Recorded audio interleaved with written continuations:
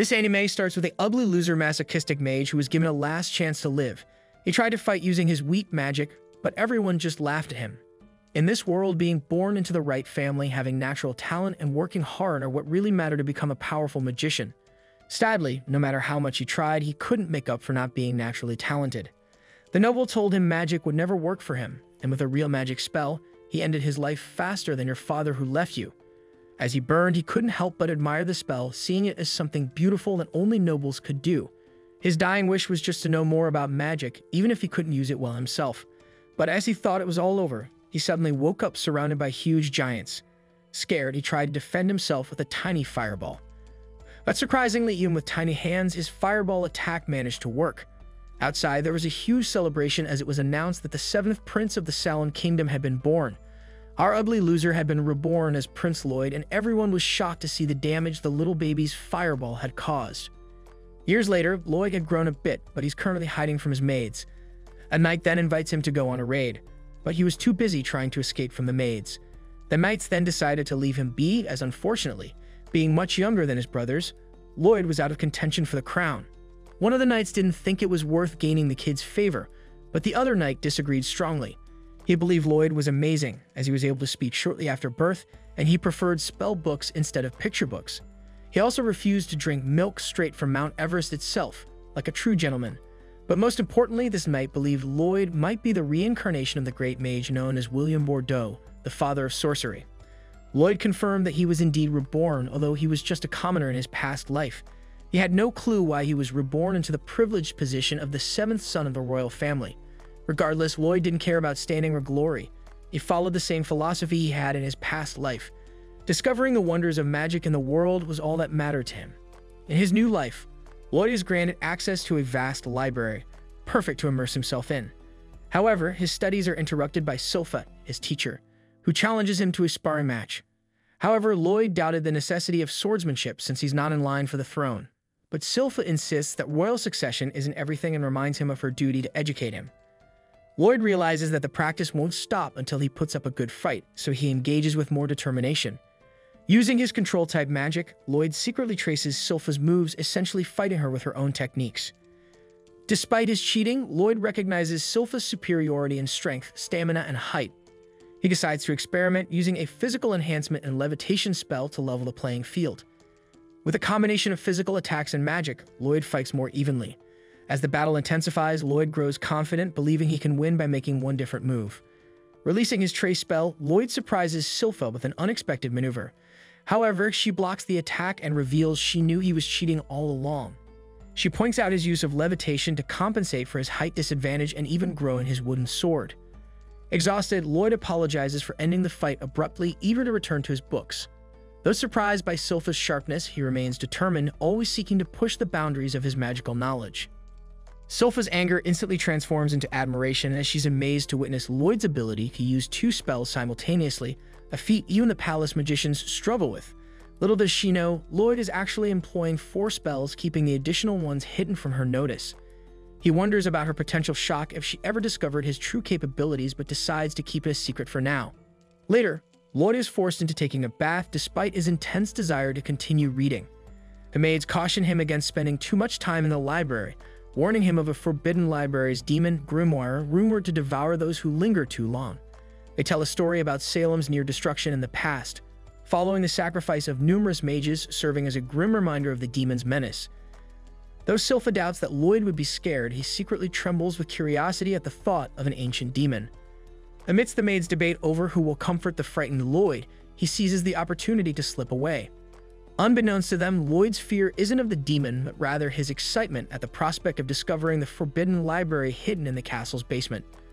Under the cover of night, Lloyd employs wind and magic to cloak himself in invisibility, slipping past the guards who underestimate the dangers within the forbidden library. Despite the 10 mages' powerful sealing spells, Lloyd effortlessly breaches the barrier, entering the forbidden room.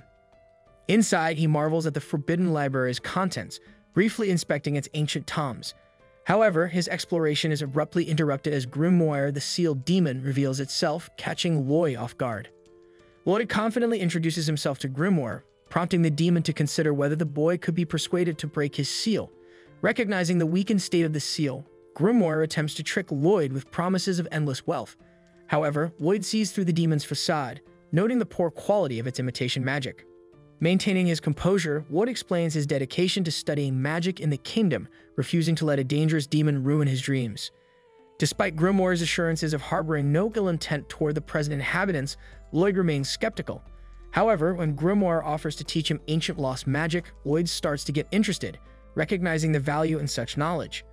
Lloyd then lifts the seal, hoping to learn ancient magic in return, but Grimoire launches a devastating attack. To Grimoire's surprise, Lloyd survives and marvels at the unique attack, eager to learn more. Despite Grimoire's furious onslaught, Lloyd remains calm, using his barrier to analyze each attack. Driven by his fascination with magic, Lloyd willingly endures the pain of Grimoire's assaults, determined to understand their intricacies. Grimoire is stunned when Lloyd channels the magic into his finger, demonstrating his deep appreciation for its beauty, even amidst the agony. Lloyd, intrigued by Grimoire's ancient magic, requests for more. Enraged, Grimoire summons an even more potent spell, utilizing the rare ability to synchronize two incantations simultaneously, a feat only possible for demons with two mouths. Despite Grimoire's secret technique, his most formidable magic fails to even scratch Lloyd's barrier. Lloyd admires the effort it must have taken to reach such power, but as Grimoire attempts to flee, he's shocked to find Lloyd has erected another barrier. And Lloyd explains it's a precaution born from past mistakes, displaying his foresight. Grimoire quickly prepares for another assault, but Lloyd, finished analyzing, powers up his own spell, demanding Grimoire to demonstrate his defensive abilities. With a massive fire attack, Lloyd one-shots Grimoire, who marvels at the source of Lloyd's immense mana. Lloyd then effortlessly restored the devastated room, which made Grimoire awestruck, acknowledging Lloyd as his master. In all of Lloyd's power, Grimoire offers to serve as his familiar to avoid enduring endless pain from Lloyd's tests. Thus, Grimoire pledges himself to the remarkable mage, now known as Master Lloyd. To avoid being found out, Grimoire transforms into the cutest animal he can muster, concealing his true intentions beneath his adorableness. He's hoping that Lloyd will eventually lower his guard, providing an opportunity to strike. Lloyd then instructs him to hop into his pocket, and Grimoire sees it as a foolish decision, but he complies nonetheless, intending to exploit Lloyd to seize control of his mind and body. However, Grimoire's plans are put to an end when he senses the density of Lloyd's mana, realizing he's facing a being beyond his understanding. Trembling in fear, Grimoire questions Lloyd's humanity, shattering his confidence. In a desperate attempt to butter up the powerful mage, Grimoire quickly changes his tune, suggesting Lloyd simply call him Grim. Acknowledging the temporary defeat of his ambitions, Grimoire resolves to be obedient for the time being as Lloyd happily goes off to indulge in his reading. The next day, as the noble Prince Albert prepares for his day, he navigates through the mansion. However, Grim warns Lloyd of the approaching presence, and Lloyd instructs Grim to hide. Turns out the visitor was Prince Albert, the second prince of the Sound Kingdom. Albert then demonstrated his exceptional magical prowess, effortlessly hitting targets with precision, astounding everyone in the training range. Despite his own magical talents, Lloyd prefers to remain in the background, uninterested in the throne. However, he appreciates Albert's occasional invitations to facilities like the range, where he can practice his magic freely. When it's Lloyd's turn to demonstrate, he tries to stay low-key, not wanting to draw attention from the bystanders. Instead of showcasing his full power, Lloyd skillfully manipulates his fireball spells to slightly graze the targets. Though the spectators were disappointed by Lloyd's modest display, Grim understands the incredible difficulty of controlling magic with such precision. Lloyd paid no attention to the spectators' comments, and instead focuses on improving his techniques. Albert, however, seems to know something, but he doesn't say anything and leaves to take a break, allowing Lloyd to train as much as he wants. Grateful for the opportunity, Lloyd eagerly sets out to explore new magic techniques. His first challenge is attempting the dual incantation, a feat previously thought impossible for humans. Initially, Grim warns him of the danger, as this ability can only be performed by demons with multiple mouths.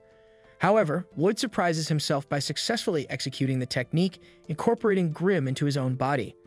However, upon entering his body, Grim realizes Lloyd is capable of reciting 100 spells at once, far surpassing even the most powerful demon's capabilities. Lloyd then explains his method called as spell stacking, where he compresses multiple incantations into a single line to shorten casting time. As Lloyd tests his new abilities, he discovers that he can speak through both mouths simultaneously, causing Grim to panic.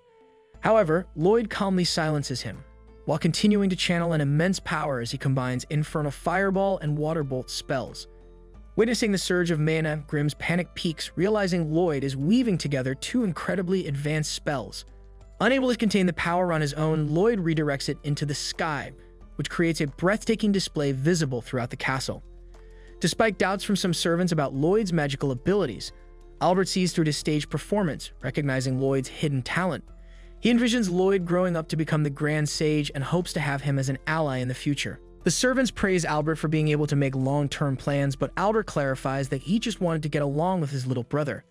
He predicts that Lloyd has likely already knocked down all the targets, but Albert's words are met with skepticism from the servants, who doubt Lloyd's abilities once again. Suddenly, the sky outside turned dark, which confused everyone in the kingdom. The reason becomes clear as Grimm trembles in fear, having witnessed Lloyd blasting a hole through the atmosphere with his advanced magic. Panicking, Lloyd desperately tries to keep the incident under control and is quickly relieved when things return to normal. The following morning, news of the hole in the sky makes it into the newspaper, but the cause remains a mystery to all. Grimm grows frustrated with his infinite household duties for Lloyd, but reminds himself of his ultimate goal, ensuring Lloyd's well-being for when he eventually takes over his body. Meanwhile, Lloyd's attention has already shifted to a new story about high-ranking adventurers who conquered a challenging dungeon, returning with valuable treasures and magical items. Intrigued, Lloyd decides he wants to explore a dungeon himself. However, Grimm warns that his disappearance would likely cause mass panic if discovered. Lloyd then reveals a solution to Grimm's concerns, where he uses a corn to create a lifelike wooden replica of himself. Grimm watches as the replica moves and acts like Lloyd, thanks to nerves and other intricate details Lloyd incorporated into it. However, Lloyd acknowledges that this won't fool Silpha, who obsesses over him to the point of noticing small details like his daily height increase. To address this, Lloyd transfers Grimm's soul into the replica and keeps control of his body through his hand, leaving the maids charmed with its cuteness. With Grimm now in charge of the body double, Lloyd heads outside, leaving the rest to Grimm. However, Grimm's mind starts to wander with his newfound freedom as he starts to plan his grand scheme. But suddenly, Lloyd expresses his appreciation for having Grimm as his familiar, which touched his heart.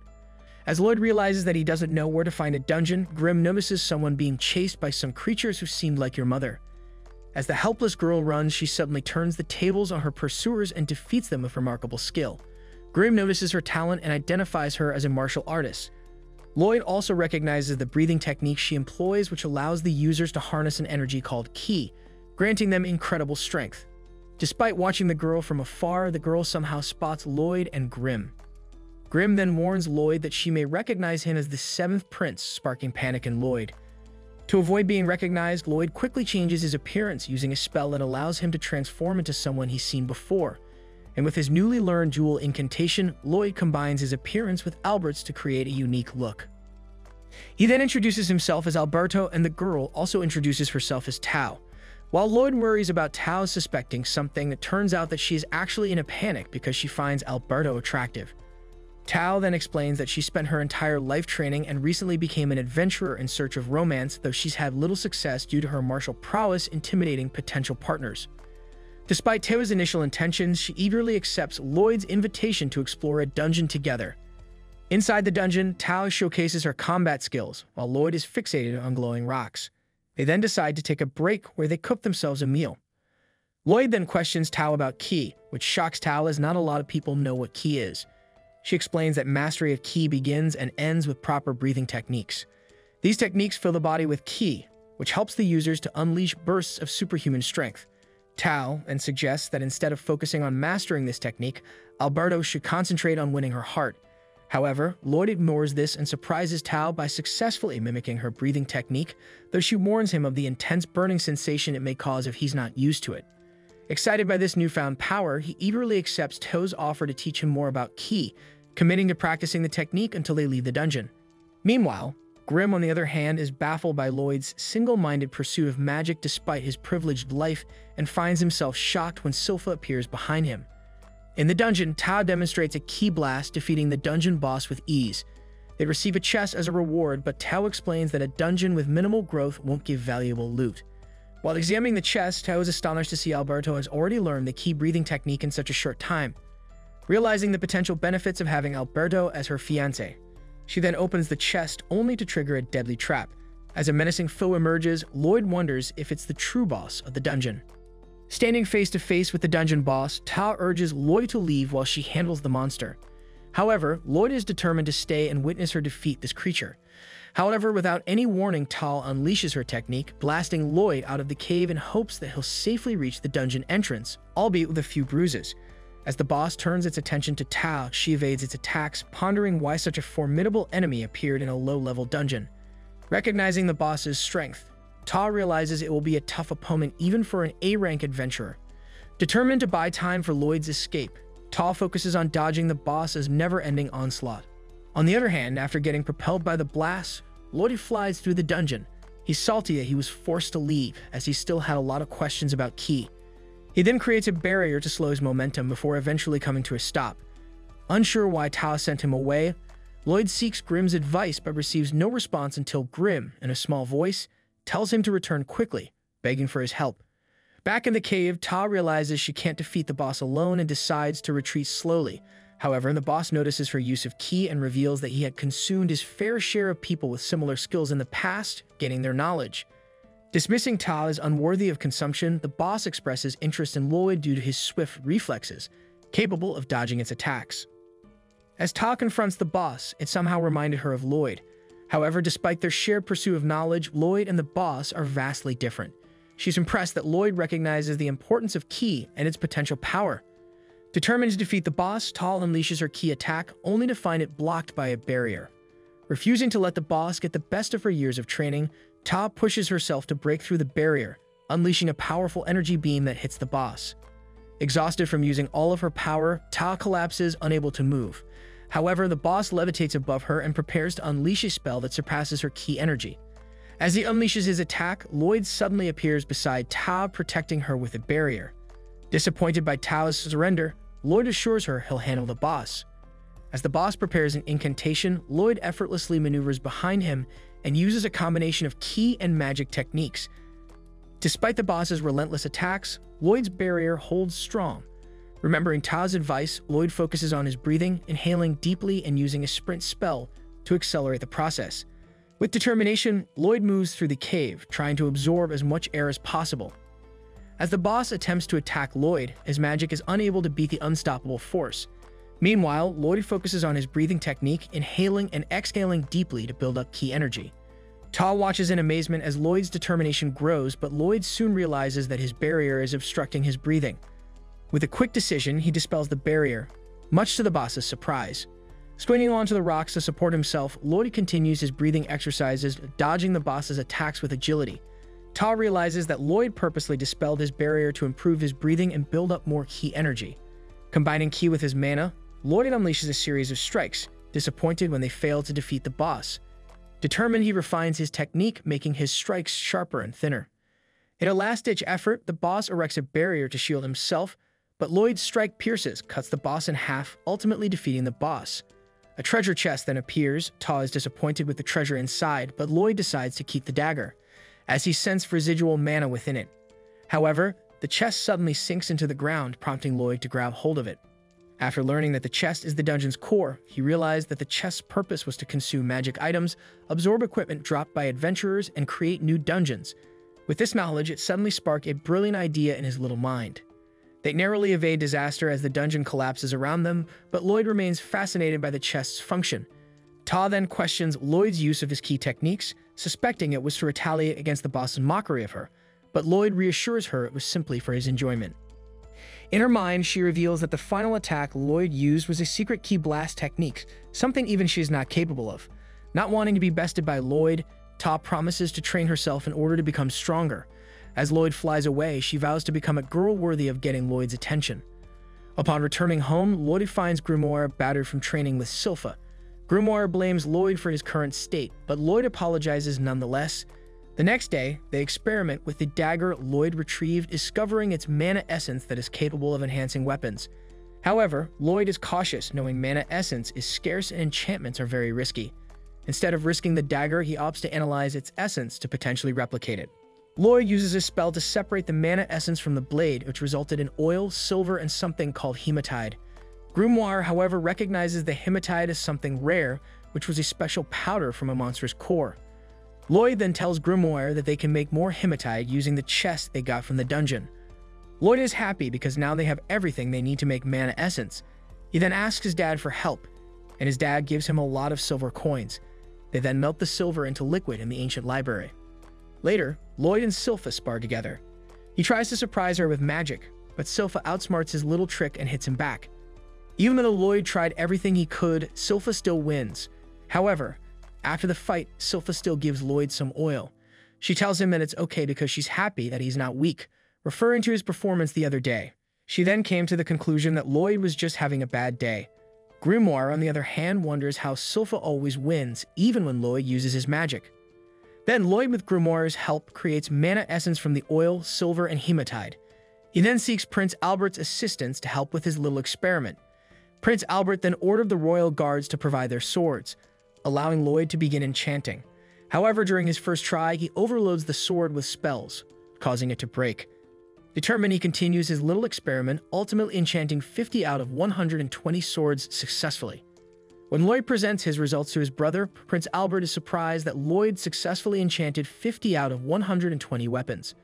Lloyd, however, apologizes for the 70 swords that broke, revealing some mishaps during his experiment. In his mind, Prince Albert is impressed because even the best enchanter in the world can only successfully enchant 10% of their weapons. The guards, on the other hand, think that Lloyd is lying, which makes Silpha mad. But when one guard tries to put away his sword, it cuts through the scabbard like butter, revealing its authenticity. Lloyd then asks Prince Albert to see the weapons in action, and his brother agrees, inviting him to go on a monster hunt with them. As Prince Albert and Lloyd travel in a carriage driven by Silpha, Lloyd dozes off with Grimoire in his lap while Albert occupies himself with a book. Upon waking up, Lloyd notices some farmers, sparking his interest in observing people's daily lives. And as they enter the forest for their monster hunt, Lloyd wonders if monsters are common there, but Silpha explains they only mainly appear near a nearby lake. Excited to be on the expedition, Lloyd shares his enthusiasm for seeing his enchanted swords in action. Observing Lloyd's excitement, Albert acknowledges Silpha's attentive gaze on Lloyd. She then tells him that she appreciates being included in the expedition as she feels responsible for Lloyd's safety, revealing that it would be normal for her to worry because she's Lloyd's mentor. However, Albert suggests that there might be another reason she's concerned, teasing her about their relationship. Silpha reacts by drawing her sword, causing Albert to quickly take back his words.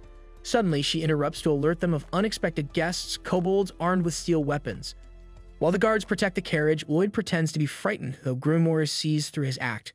Lloyd admits he detected the ambush using Tao's key technique, spectral detection, which allows him to be constantly aware of his surroundings for key breathing. Grimoire, however, realizes Lloyd's constant use of detection and barrier techniques, acknowledging his growing power. Lloyd focuses on the battle as the guards engage the kobolds, easily cutting them like butter, which surprises the guards themselves. Pleased with the enchantment's success, Lloyd observes how sharp the swords are, which made Albert proudly acknowledge Lloyd's genius and skill. Hearing this, Silpha also acknowledges Lloyd's excellence, standing atop a heap of defeated enemies.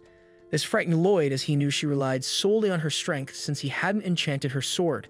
Suddenly, a kobold leaps out to attack the carriage, but Ta intercepts it mid-air, surprising everyone. She explains she sensed the monsters nearby and came to help. Lloyd almost accidentally calls out Ta's name, forgetting he's not currently in disguise. Ta then approaches him, noticing that he's using key breathing techniques and mistakes him for Alberto, his previous disguise. However, Silpha swiftly takes down a kobold going for Ta, warning her not to cause more trouble. But Ta defends herself, saying she was aware of the kobold due to her key techniques, leading to tension between her and Silpha. Seeing this, Albert quickly intervenes to ease the tension. He then suggests that they all bond by spending time together at the lake. As they arrive, he thanks Ta for ensuring their safe arrival and introduces himself as the second Prince of Salam. Surprised, Ta apologizes for her earlier behavior and tries to locate Lloyd, still suspicious of him. Meanwhile, Lloyd hides behind a tent, realizing Ta was able to locate him using spectral detection. He then decides to stay quiet to avoid suspicion. As soon as she enters his tent, he is met with the top 2 tallest mountains in the world. But somehow, this actually annoyed Lloyd, who asked why she was changing in his tent. Silpha then tells him that she's assigned to protect Lloyd, which includes spending the night with him. Suddenly, Ta walks in, catching them off guard. As soon as she enters, Silpha attacks Ta, but she evades the blow. They then argue while Lloyd takes the opportunity to slip away, fighting the atmosphere more suffocating, even when he's not at the castle. Albert teases Lloyd about his playboy reputation and mentions Silpha's changed behavior since she was assigned to him. Silpha, on the other hand, questions how Ta found them, but Ta insists that she used her key senses, allaying Silpha doubts. Albert then warns Lloyd about the dangers of relationships with women, emphasizing that it can be horrifying. Meanwhile, Ta and Silpha continue to engage in their argument, drawing the attention of the guards who end up being beaten by the two of them. After their argument, Ta then informs Silpha of her task to repair a chapel on a nearby hill. However, concerned for her safety, Albert suggests that she stay with them for the night to keep watch. But not long after, their plans are instantly interrupted by the sudden appearance of a bear wolf. Seeing this, Silpha urges Lloyd to stay behind her as they prepare to face the creature. Observing the wolf's agility, Lloyd seeks Grimoire's opinion, but notices Grimoire's unusual behavior. Grimoire seems to be preoccupied with thoughts about the rundown chapel, leaving Lloyd puzzled. As the wolf attacks the guards, Tao intervenes with her key strike to save one of them. But despite her efforts, the wolf continues its assault, prompting Albert to use his enchanted fire aspect sword, shooting out a powerful fireball spell that defeats the wolf and prevents harm to the nearby village. The guards are impressed by Albert's swift defeat of the wolf, but Albert credits Lloyd for enhancing his spell with the enchantment. Lloyd is pleased with the success of his enchantment on Albert's sword, and Grimoire recalls that the chapel on the hill once sealed a demon, piquing Lloyd's interest. Suddenly, the supposedly defeated bear wolf rises again, accompanied by more monsters summoned by Pazuzu, the demon. Angry at their presence, Pazuzu commands the monsters to attack. But despite Albert's attempts to fight them off, their rapid healing abilities made the fight seem impossible. Ta realizes the dire situation due to the monsters' regeneration. While Albert admits that he's never faced such monsters before, knowing that even some are hybrids, he then came to the conclusion that Pazuzu is somehow manipulating them. Lloyd then asks Grimoire whether he's acquainted with Pazuzu, but Grimoire clarifies that he doesn't know the demon personally and explains its method of controlling monsters by infusing them with mana, enhancing their regeneration. He reveals that they have to focus on defeating the demon before they're trapped in an endless battle, but Lloyd is intrigued by the idea of learning mana transmutation. Grimoire initially hesitates, warning that it might not be the right moment with everyone fighting for their lives. On the other side, Silpha mocks Tao's inability to defeat the monsters, but Tao fires back, criticizing Silpha for not taking action herself. The demon then taunts Lloyd for hiding behind everyone else, which infuriates Silpha, who goes to confront the demon directly. Disgusted by the demon's arrogance, Silpha refuses its offer to join its ranks and decides to end its life. But the demon keeps on boasting about its ability to regenerate monsters fueled by mana. Confident in her skills, Silpha strikes the bear wolf, dismembering the demon's host monster, causing the others to struggle with regeneration. Observing this distraction, Albert realizes their chance to defeat the other monsters is to attack them while the main demon is preoccupied with healing itself. He then instructs Silpha to focus solely on damaging the demon, allowing the others an opportunity to take down the remaining monsters. As Grimoire continues Lloyd's mana lesson, he emphasizes how difficult it is to master the technique, even for demons who spend years trying to perfect the skill. He instructs Lloyd to start by altering the color, shape, and scent of his mana. But Lloyd quickly impresses Grimoire by creating a perfect flower with a distinct fragrance, surprising even himself with his rapid progress. Meanwhile, Silpha faces off against the demon, borrowing an enchanted sword borrowed from one of the guards.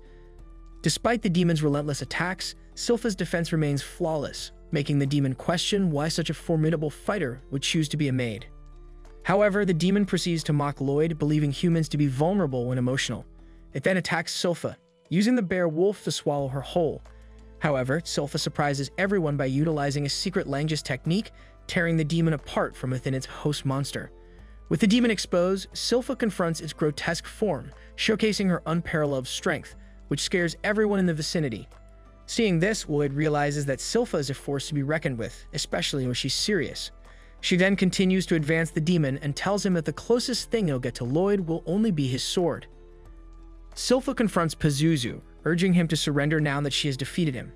However, Pazuzu only scoffs at her boldness and releases a poisonous mana from his mouth, enveloping the area, impairing Silpha's vision. While the knights celebrate their victory over the monsters, Albert reminds them that they still haven't defeated the demon. As the poisonous mana spreads, the knights start to lose consciousness, except for Tao, who manages to avoid inhaling it. Unfortunately, Silpha falls to the poison, collapsing before Pazuzu. Angered by the defeat of his monsters, Pazuzu attacks Silpha, sending her crashing into a nearby tree. Though Albert tries to help her, he finds himself immobilized, unable to move at all. Pazuzu then reveals that anyone who breathes in his mana will fall under his control, explaining why Albert and the others are paralyzed. Silpha finally realizes the source of the foul odor in the air, but before Pazuzu can strike her again, Tao intervenes, shielding Silpha from his attack. Tao then tries to offer her assistance, but Silpha maintains her tough facade, which Tao sees through. However, Silpha insists that Tao should take Lloyd and escape for their lives as she sinks into the lake. Pazuzu praises Silpha's resilience, noting her fierce determination despite being closest to him when he releases mana. Suddenly, Pazuzu moves swiftly, catching Tao off guard from behind. Surprised by Tao's resistance to his mana, Pazuzu dodges her attacks effortlessly, grabbing her leg in the process. As Pazuzu holds Tao captive, she struggles to maintain her breathing rhythm, distressed by the suffocating effect of his mana. Pazuzu taunts her, suggesting she should seize the opportunity to flee or perhaps even join his ranks. However, Tao boldly rejects his offer, disgusted by the thought of aligning herself with such an ugly, smelly monkey. Instead, she defiantly declares her loyalty to someone she finds attractive, determined not to succumb to Pazuzu's influence. With a surge of determination, Tao channels her ki energy, unleashing a powerful electro attack on Pazuzu. However, she realizes it was a mistake to expend so much energy in one blow. Before she can recover, the monsters regenerate and continue their assault on her. Despite the overwhelming odds, Tao remains loyal, refusing to fall to Pazuzu's taunts and determined to protect Lloyd at all costs. Pazuzu tries to convince Tao, boasting about the superiority of his kin due to their ability to regenerate from any damage. He unleashes more of his mana, attempting to seduce Tao into joining his ranks and dedicating her life to him. However, Tao remains strong, sensing someone close by who gives her hope. Curious, Pazuzu asks about this person, and Tao reveals she's referring to her hottie, who she believes will defeat him. Disgusted, Pazuzu loses interest in Tao, dismissing her as a mere dog in heat. Instead, he focuses on corrupting Silpha, intending to make her his eternal slave to compensate for his lost kin. As Pazuzu plots his next move, Lloyd realizes how he's been controlling the bear wolves. Pazuzu confirms Lloyd's suspicions, revealing his cruel methods of manipulation. Lloyd is stunned by the revelation, but Pazuzu is quickly shocked when he notices Lloyd and Grimoire seemingly unaffected by his mana. Questioning why a demon like Grimoire is protecting a human, Pazuzu is confused as he's never seen such a submissive demon before. Pazuzu continues his mockery, taunting Grimoire for his appearance, but Grimoire is angered by the demon's insults. Initially, he considers giving Pazuzu some advice but decides not to, deciding to let Pazuzu face the consequences of his actions. Pazuzu commands his minions to attack Lloyd, presenting an opportunity for Lloyd to attempt mana transformation due to the abundance of monsters. Lloyd knows he needs a substantial amount of mana for this, but despite his limited control over it, he channels more than enough to create a warm and peaceful atmosphere. The bear wolves are enveloped by Lloyd's mana, allowing him to gain control of the monsters. Lloyd instructs one of the wolves who consumed Tao to release her. Impressed by Lloyd's sorcery, Pazuzu releases more mana to regain control, but Grimoire reveals that he has already undone his manipulation of the wolves. The monsters start to turn on Pazuzu, attacking him and freeing Silpha. Lloyd, on the other hand, marvels at their coordination and power when led properly. Enraged, Pazuzu strikes down the bear wolves for betraying him, still trying to hide the fact that he sent their parents to the heavens. He then tells Lloyd that his magic will never match that of a demon, repeating Grimoire's earlier warning about the resilience of demons against magic. Pazuzu, aware that he's no longer sharing his mana with the monsters, decides to unleash his full power. Meanwhile, Lloyd is curious about why demons have never fallen to magic and is eager to discover the limits of a demon's resistance. As Lloyd releases his mana, Pazuzu is astonished by what he sees. Grimoire observes that Pazuzu finally understands why his mana didn't affect Lloyd. Lloyd thanks Pazuzu for voluntarily allowing him to test various spells. Realizing that he's doomed, Pazuzu tries to awaken from what he perceives as a nightmare. Lloyd attempts to cast a barrier around Pazuzu, but the demon evades in time, realizing Lloyd's intentions were not to fight but to capture him for experimentation. Desperate to escape, Pazuzu tries his best to flee, dodging Lloyd's barriers and pleading for him to stop. Taking cover behind a rock, Pazuzu tries to catch his breath, only to narrowly evade another barrier cast by Lloyd. Grimoire then wonders how many barriers Lloyd can cast simultaneously, but Lloyd reveals he can conjure 20 at once and potentially more with Grimoire's assistance. Lloyd aggressively casts more barriers, forcing Pazuzu to dodge all of it. Frustrated and disbelieved by Lloyd's ability to maintain so many spells, Pazuzu searches for an opening to escape, but finds himself increasingly cornered by Lloyd's relentless onslaught. In the midst of the chaos, Pazuzu congratulates himself for evading Lloyd's barriers. However, his self-praise is abruptly interrupted when Lloyd ensnares him in his domain expansion. Desperate to break free, Pazuzu questions whether Lloyd intends to experiment on him, but Lloyd reminds him of his earlier declaration that magic wouldn't affect him. Lloyd then confronts Pazuzu about his crossbreeding experiments with the bear wolves, which angers him even more. Lloyd exposes Pazuzu for his horrible actions against the monsters, denying him the right to complain. Activating a rapid spell-casting technique, Lloyd approaches Pazuzu in his domain expansion. Pazuzu, realizing the magnitude of Lloyd's power, pleads for mercy and offers to fulfill any desires Lloyd may have in exchange for sparing his life. Lloyd, however, absorbed in his magic, pays no attention to Pazuzu's pleas. Unleashing a potent spell combining all 4 natural elements, Lloyd marvels at his ability to cast 240 spells per minute. Ignoring Pazuzu's, Lloyd wishes to maintain the spell's activation for 30 minutes, captivated by its beauty. 5 minutes later, Lloyd calls out to Pazuzu, but he receives no response, sparking fear that the demon may have succumbed to his spells. In his last moments, Pazuzu reflects on how his legacy crumbled in mere minutes despite centuries of preparation. Grimoire then explains to Lloyd that demons possess high resistance to magic, but can be overcome by a relentless barrage of spells. Saddened by his downfall, Pazuzu and Lloyd share a fleeting moment of acknowledgement before Lloyd notices the other's awakening, prompting him to leave to conceal his actions. Rejoining the group, Lloyd fabricates a story about Alberto's intervention in defeating the demon, leaving Tao searching in vain for a glimpse of him. Grimoire, now empowered by Pazuzu's essence, harbors aspirations of defeating Lloyd in a rematch, recognizing that he still has much to learn to rival Lloyd's strength. Upon their return to the castle, the king commends Albert for his role in defeating the demon and its horde, though he warns him for venturing out with only his personal guards. Albert acknowledges his mistakes and updates the king on the adventurers who aided them, noting Alberto's disappearance and Tao's quest for her beloved. Intrigued by Alberto's prowess, the king tries to further gain information, but Albert redirects the conversation to Lloyd's indispensable contribution. He proposes that Lloyd should be allowed to compete for the throne, acknowledging his role in creating weapons that destroyed the monsters. The king acknowledges Lloyd's abilities but expresses concerns about introducing more competition for the throne.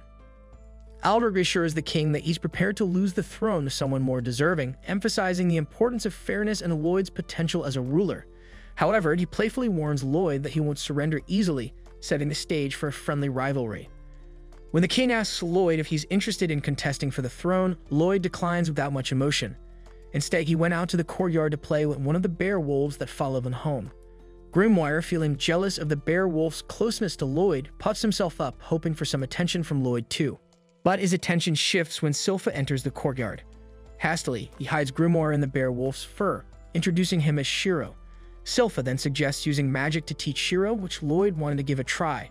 Meanwhile, inside Shiro's fur, Grimoire is baffled as Lloyd declines the throne offer just so he could focus on magic.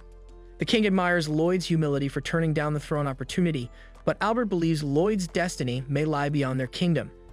Excited about Lloyd's potential, the king eagerly anticipates what he will achieve in the future.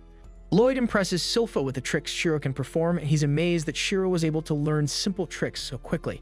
When Lloyd attempts to teach Shiro more complex tricks by inscribing them into spells, Shiro always ends up confused and dancing. Lloyd then explains the issue to Silpha, who suggests seeking help from a monster expert, which is when they both think of the same person and decide to visit Princess Alias's tower. Despite Silpha's reluctance, they arrive at the princess's tower with Grimoire hidden in Shiro's fur. Lloyd marvels at the grandeur of the tower, and we soon learn that Elise is Lloyd's elder sister, the sixth princess of Solum, who adores animals of all kinds. Elise eagerly greets Lloyd with an unexpected elbow drop and overwhelms him with affection, hardly letting him get a word in. She proceeds to greet him in Sweet Home Alabama style, which shocks Silpha. Soon after, she notices that Lloyd seems weakened, and she rushes to his aid. Eris, the tower maid, however, scolds Elise for her antics, especially for kissing Lloyd, but Elise tells her that she can't resist because Lloyd looks too adorable. Soon after noticing Shiro, Elise wonders if the bear wolf is the reason Lloyd visited her. Lloyd then introduces the bear wolf as Shiro, and was surprised that Elise quickly recognized Shiro's true nature as a bear wolf. Elise, however, claims that her insight was intuitive and attributes it to her animal mana thing. Soon after seeing this, Silpha suggests leaving, doubting Elise's understanding of mana and her ability to teach Lloyd intimate monster communication. But Lloyd decides to stay a bit longer, intrigued by what Elise might offer. He asks Elise about her own monster, and she reveals Lyru, a lesser Fenrir, appearing behind them. Silpha's bonnet is snatched by Liru and presented to Elise, showcasing her control over the Fenrir. This made Lloyd marvel at her command, impressed by her ability to communicate without any visible cues. He's eager to learn and asks Elise to teach him to communicate with Shiro as she does with Liru. But Elise warns him it won't be easy and explains that love is the key to monster communication. She then continues to demonstrate it and summons several monsters, emphasizing that love enables anyone to connect with them. Elise hints that her method might not be suitable for Lloyd, considering her magnetic presence for the animals. However, she assures Lloyd that dedication can overcome any obstacle. Demonstrating control over the animals once more, Elise showcases her influence, making both Silpha and Elise uncomfortable. Silpha urges them to leave the tower, expressing her discomfort with using love as a means of control. On the other hand, Lloyd is immersed in thought, realizing he never considered using love in such a way. Seeing this, Silpha daydreams about Lloyd embracing love, envisioning a romantic outcome with the boy. Lloyd then admits that he only tried issuing commands to Shiro and not employing love like Elias. Observing Elias's mana affecting the monsters, Lloyd realizes she unconsciously links with them using magic, transmitting thoughts directly.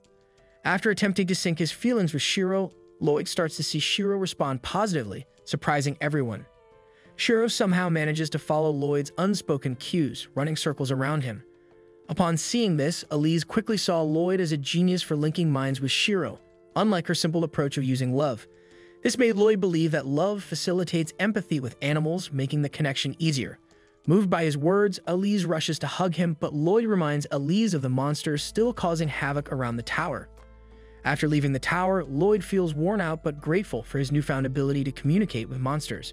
But Silpha suggests focusing on sword training. However, Albert suddenly insists on involving Lloyd in some business. They soon meet Diane, the fourth prince, who doubts Lloyd's enchanting skills and wants to test Lloyd to confirm them firsthand. Albert then introduces Diane as a prince with an interest in enchantments and blacksmithing, praising his dedication to learning for the kingdom's sake. However, Diane still doubts Lloyd's enchanting abilities, not believing that he's beyond the foreign master sorcerers.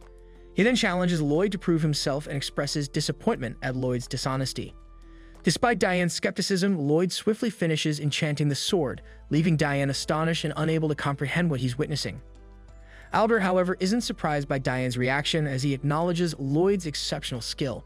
As Diane examines the layers of spells in Lloyd's enchantment, he reluctantly accepts Lloyd's talent and becomes excited about the possibility of creating ultimate spellbound weapons with Lloyd's assistance. Diane soon explains the concept of spellbound weapons, where magic is inscribed into the weapon during the smithing process, allowing for more advanced spells. He admits his lack of magical talent but expresses enthusiasm for creating weapons that enable everyone to use magic. Intrigued by the idea, Lloyd agrees to partner with Diane. They begin crafting a fire spellbound sword, with Diane envisioning a sword that emits flames upon swinging. Lloyd then suggests compressing the spell for an infernal fireball, but despite Diane's concerns about the lengthy incantation verse, Lloyd assures him he can compress the spell, presenting Diane with the result. As Lloyd and Diane continue their attempts to create the spellbound sword, they face repeated failures. Despite simplifying the enchantments, the spells just won't merge onto the steel.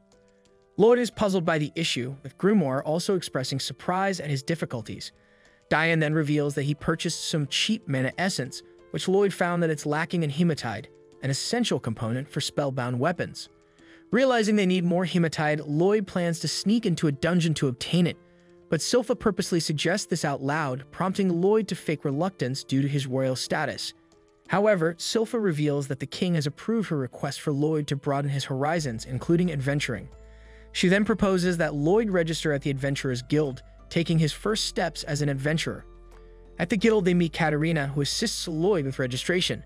She explains the assessment process and presents him a crystal ball to measure his abilities.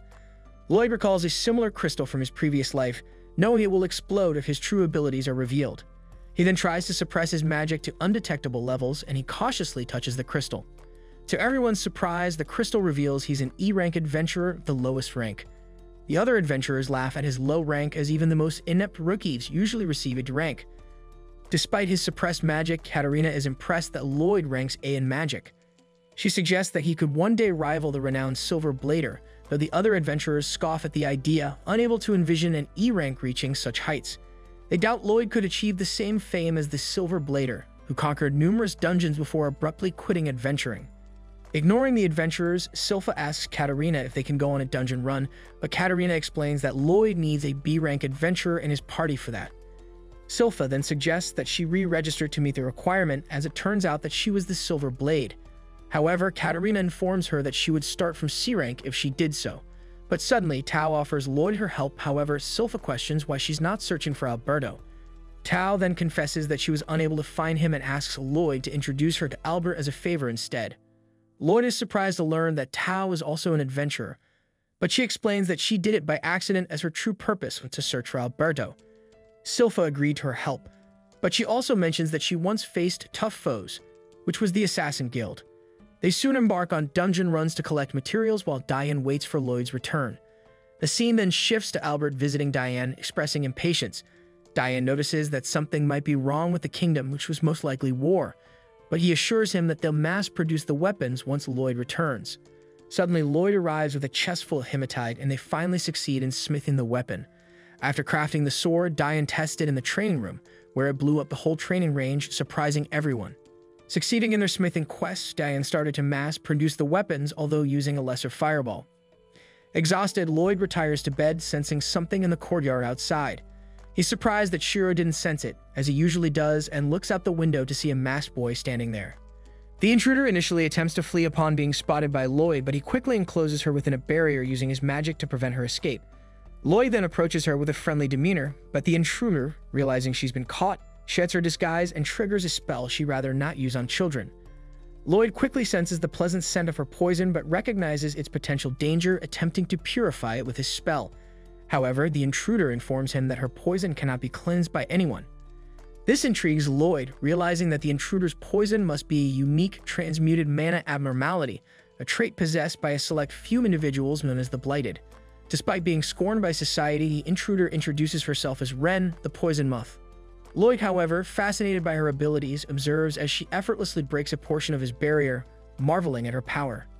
Ren assures Lloyd that he won't lose his life from the small amount of poison he's absorbed, but warns him of the pain he'll experience in the coming days. After bidding Lloyd farewell, Ren flies away into the night sky. But as the effects of her poison wear off, Lloyd reflects on her ability to mask her presence so effectively. Grimoire then reminds him that it's not the time to admire her, and Lloyd confirms that he's no longer affected by the poison, having healed himself with a healing spell. Lloyd then explains to Grimoire of his intention of letting Ren go so he could track her to the Assassin's Guild headquarters, which he learned about from Silpha the day before. He recalls Silpha mentioning the unique abilities of each assassin, piquing his interest. Lloyd then begins to track Ren's movements, which amazes Grim as he can still detect her even when she completely removes her presence.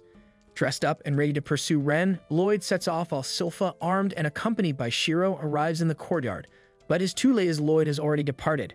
Back at the headquarters, Ren reports back to her superior about being spotted and the castle's production of spellbound swords. She suggests that they may be preparing for war, but her superior dismisses her concerns, urging her not to emulate their former leader, Jade, as he is long gone. Ren, however, insists that Jade will return, but her superior disagrees. But as they argue, another assassin intervenes, warning them that they've been watched the entire time. Little Harry Potter then reveals himself, but Ren is surprised to see Lloyd moving freely despite her poison. Her superiors are also taken aback by Lloyd's abilities, realizing he's not just an ordinary kid. Another assassin becomes interested in Lloyd upon learning that the intruder is the Seventh Prince, who's responsible for the spellbound sword's mass production. Despite the assassin's warnings that he can't escape, Lloyd calmly approaches them, deactivating his barrier. Grimoire is puzzled by Lloyd's decision to leave himself vulnerable, but Lloyd explains that he wants to face the assassin's abilities head-on, not wanting to waste their unique powers. He assumes a martial arts stance, ready to engage them, and instructs Grimoire to stay out of the fight. Grimoire, however, advises him to put up a barrier, but before he can finish his sentence, an assassin attacks Lloyd, inadvertently hitting Grimoire in the process. Lloyd successfully blocks the assassin's attacks using his cape and martial arts skills. Impressed by the assassin's fluid movements, Lloyd remains focused, using techniques he learned from Tao to keep up. The assassin, introducing himself as Babylon, the Warp Blighted, explains that his unique ability is to bend and move his body to fit through small spaces, earning him the nickname, the Giant Rat. Lloyd realizes that Babylon's warp abilities are unique as they don't rely on magic. But suddenly, another assassin named Crow appears and commands Lloyd to sink, causing Lloyd to feel heavy and fall to his knees. He then reveals himself as the Cursed Blighted, whose words are imbued with mana. which stopped him from speaking to avoid causing harm. Galilee, known as the Spider, the Web-Blighted, attacks Lloyd with mucus-based abilities. However, Lloyd quickly breaks free from the white mucus and analyzes their abilities with a smile. Talia, the Pain-Blighted, also attacks Lloyd, which she does by sharing her injuries with him, but Lloyd surprises everyone by healing both himself and Talia with a spell. As the assassins line up to face him, Lloyd shows no fear or shame, even with his willy dangling in the air. He continues to reinforce his blade with strength and adopts Silpha's sword techniques, initially surprising the assassins. Lloyd then attacks them with a deranged smile, taking down Babylon despite his body's softening ability. Crow and Galilee try to retaliate, but Lloyd avoids Crow's speech magic, causing it to affect Galilee instead. Lloyd also swiftly defeats Talia and sets his sights on Crow, wondering how he'll counterattack. Despite Crow's attempts to command him, Lloyd takes him down, feeling his body grow heavier in the process. Galilee, angered by Lloyd's actions, threatens him, but Lloyd remains focused on attacking Talia. Despite Talia's warning that harming her would hurt him due to their linked bodies, Lloyd shows her the power of gender equality, causing her pain but also experiencing a strange delight from her abilities. Galilee tries to restrain Lloyd, but he breaks free once again and sends Galilee flying into the wall. Lloyd is intrigued by their abilities and asks Ren to demonstrate hers, but she refuses, considering Lloyd a psychopath. He decides to approach her anyways, but Galilee quickly explains that none of them can fully control their powers. As Galilee attacks once more, Lloyd dodges and electrifies him with magic. Ren attacks Lloyd in retaliation, but he erects a barrier to block her poison. But it turns out Galilee feels better due to Lloyd's spell. He sheds tears of joy as his curse has just been lifted. Lloyd then clarifies that his spell only grants control over their abilities and doesn't remove them completely. He also offers to inscribe the rest of the assassins with the spell, and they gladly accept, relieved to finally have control over their mana. As Galilee begins to tell Lloyd the origin story of the Assassin's Guild, Lloyd initially shows disinterest, but eventually becomes intrigued. Galilee recounts how the guild was formed by Jade, their leader known as the Phantom Blighted, who possessed the ability to be teleported randomly across the world. One time, Jade returned after a long absence and inspired them with his vision of helping behind the scenes, leaving their emblem, a coin with a wolf head, at each job site to show the world their good purpose. However, as he was in the middle of his speech, Jade disappeared again, leaving the guild to deal with problems the Adventurers Guild couldn't solve. Hearing this, Lloyd becomes intrigued by Jade's teleportation ability, but his attention is quickly diverted when a letter suddenly appears. It turns out to be from Jade, informing them that he's heading to the Lordos domain. Sometime later, Silpha arrives at the hideout and finds Lloyd's letter, which states that he will be going to the Lordos domain with the Assassin's Guild. As she returns to Prince Albert, they discuss the contents of the letter together. Initially, this made Albert think that Lloyd was kidnapped by the Assassin Guild in conjunction with the Lordos clan, prompting him to consider war. However, upon further reflection and Silpha's agreement, they realize that Lloyd wouldn't allow himself to be captured and begins to suspect a different scenario. But suddenly, Silpha presents Albert with Lloyd's clothes, which were filled with an unusual white sticky substance. This enraged everyone in the room, causing Prince Albert to quickly declare war, while the carefree Lloyd continues to travel to the Lordos domain with the Assassin Guild. The members of the Assassin Guild were taken aback when they saw their guild's emblem on the letter that had suddenly appeared. They were puzzled about its origin, and Galilee swiftly opened it. Inside, they found a message from Jade, their long-lost leader. Jade apologized for his prolonged absence and revealed that he had overthrown the rulers of Lordos who were preparing for war. He announced that he had become the Lord of Lordos and was ready to receive the guild members at the Lord's Manor. He also mentioned that he had prepared a celebration to welcome them and expressed his desire for them to live together as he had promised. The assassins were overjoyed to learn that Jade was alive and had kept his promise to them. In the present, Lloyd, using his abilities, was flying the assassins to Lordos, eager to see Jade. As they traveled, Lloyd recalled how Galilee had thanked him after reading the letter, expressing gratitude for the ability to control their curses and vowing to repay Lloyd for his help. Ren asked Lloyd to accompany them to Lordos, suggesting that he could imprint the spell on Jade as well. Lloyd, however, curious about the origin of the letter, asked if she knew where it had come from. Ren explained that it had suddenly appeared out of nowhere, but Lloyd deduced that this meant the letter had been accurately teleported to their location, a feat that indicated mastery over Jade's powers. This realization led the others to conclude that Jade must have gained control over his power. This made Galilee wonder whether Jade had been lying about his inability to control his powers before, but the others reasoned that there would be no point in such lies. Despite their trust in Jade, Galilee questioned the authenticity of the letter. But Ren, however, insisted that Jade wouldn't want to trap them and suggested that he must have learned to control his abilities. Lloyd pointed out that if Jade could already control his power, there wouldn't be a need for him to tag along, which saddened Ren, but Lloyd proceeded to reassure her, saying that he would still accompany them because teleportation intrigued him. He then noticed Ren's concern about the possibility of betrayal and promised to handle it if anything went wrong. This reassurance comforted the group, and they expressed their relief and gratitude for Lloyd's decision to join them. Observing Ren's reaction, the others teased her, noticing that she was making the face of a maiden in love. As they land near Lordos, Lloyd notices the exhaustion of the others from the high-speed journey. Grimoire then suggests they walk the rest of the way if the others are too tired to fly, which Lloyd agreed to. Ren, however, volunteers to gather food from the woods, and Babylon tells Lloyd that Ren is likely trying to impress him. Babylon then shares Ren's backstory, explaining how her poison accidentally killed her parents when she was young, leaving her to live alone in the forest. However, one day, Jade returned to the guild with Ren. He embraced her despite knowing the risks of her poison. But despite initial doubts from the others, Jade insisted on helping Ren, eventually creating clothes to contain her poison, which deeply moved Ren, who considered them family ever since. Lloyd then proceeds to observe Ren's cloak and expresses his interest in meeting Jade. Grimoire is surprised by Lloyd's curiosity about another human, but Ren prepares food for everyone, though it doesn't look appetizing. Babylon, however, suggests using Crow's cursed speech to enhance the taste, but Ren stops him, insisting her stew is good as it is. Teria also worries that the food might not suit Lloyd's taste, given his royal status, but Lloyd enjoys it, remarking that he's eaten worse things in his past life when he was poor. Despite the humble appearance of the meal, Lloyd appreciates the gesture and company of the group. Ren is delighted to see everyone enjoying her cooking and expresses her hope that Jade will have the chance to try it someday. She then recalls a time when Jade informed them that the Adventurers Guild was considering lifting the bounties on their heads. Though the news brought joy to the group, Jade admitted that he needed to confess something to them. Jade revealed that he was actually the third son of Lordost, a noble family. He also confessed that he approached them to use their abilities in his efforts to prevent the impending war orchestrated by his family.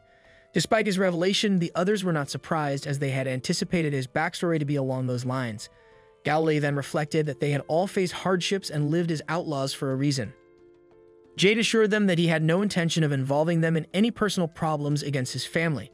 Instead, he emphasized the importance of their goal to earn the right to live normal lives. He acknowledged the blessings of their time together and expressed his desire for them to continue the Assassin Guild's mission, even in his absence. Jade also shared his dream of transforming Lordos into a haven where blighted individuals could live happily. He promised to return as the Lord of Lordost and fulfill this vision, urging his comrades to keep the guild alive and not give up on their dreams.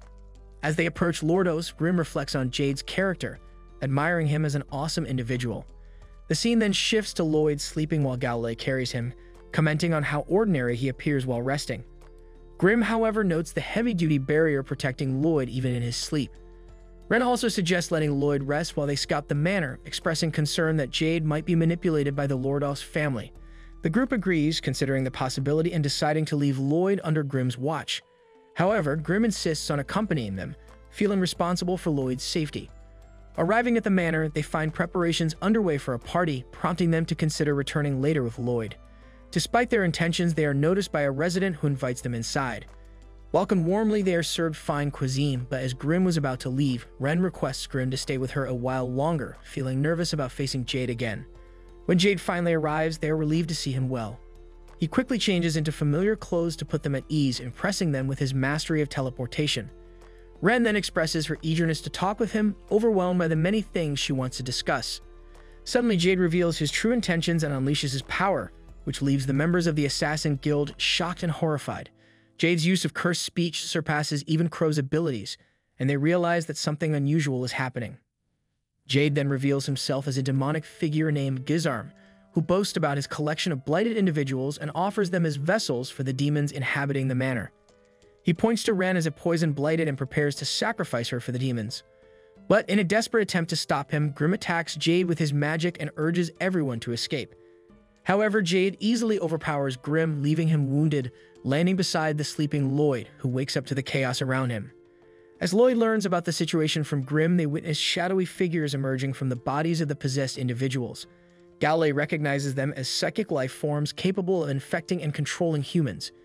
Jade, now identifying himself as Gizarm, reveals his true identity as a demon from the nether world. He explains that he sought Jade's body for its teleportation ability and spent months wearing down his mind to gain control. Despite Jade's resistance, Gazarim eventually succeeded using Jade's body to target his friends. Enraged and desperate, Ren confronts Gazarim, demanding to know what he did to Jade, but in response, Gazarim kicks her aside, revealing that Jade tried to end himself to protect his friends, but was healed every time. As Gazarim continues to taunt Ren and the other Blighted, he reveals the extent of his manipulation over their friend's body. Gazarim then proceeds to mention Ren's past to add to her pain, but soon notices the spell on her arm.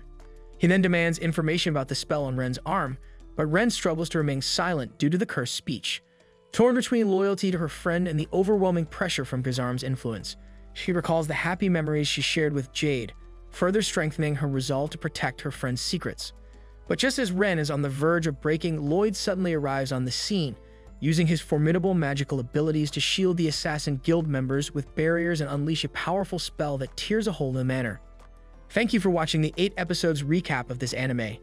If you enjoyed this video and want more of it, go ahead and hit that like button down below, and don't forget to subscribe to the channel. Let's grow this community into a huge one and help us reach the goal of hitting 5,000 subscribers.